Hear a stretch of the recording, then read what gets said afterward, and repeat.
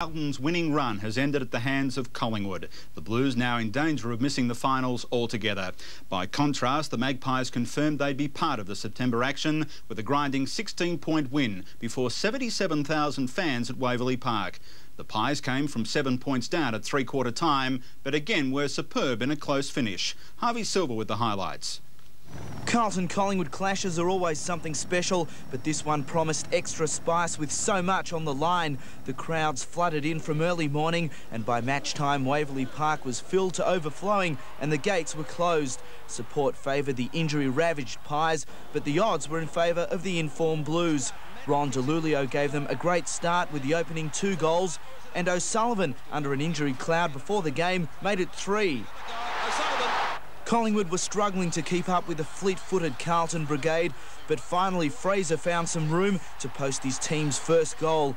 It was the spark Collingwood needed. McGuan moved out of the back line and goaled, and after booting 4 behinds, McMullen finally found the goals and Collingwood the lead.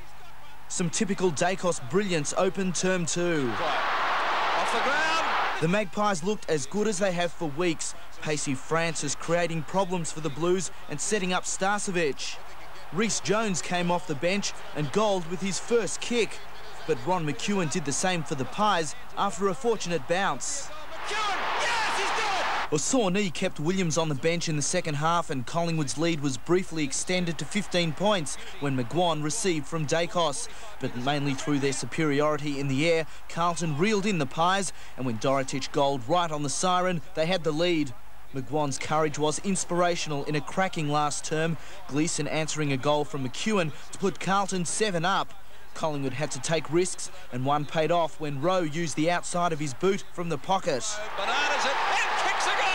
And Collingwood again proved themselves the masters of a tight finish, steadying in the closing stages. The quiet Dacos wrapping up the win that secured them a berth in the finals. Yeah, well, I wish I could get about a 10-goal or 15-goal one and have a rest in the last quarter, but I don't know, look, Carlton are a great side. We give them credit. They've been the informed side of the league for the last 6 weeks, so they never give in, and Collingwood-Carlton games always go down to the wire, so I think a bit of that was in there too, But after the lead got out to 17 points, Carlton lifted its work rate.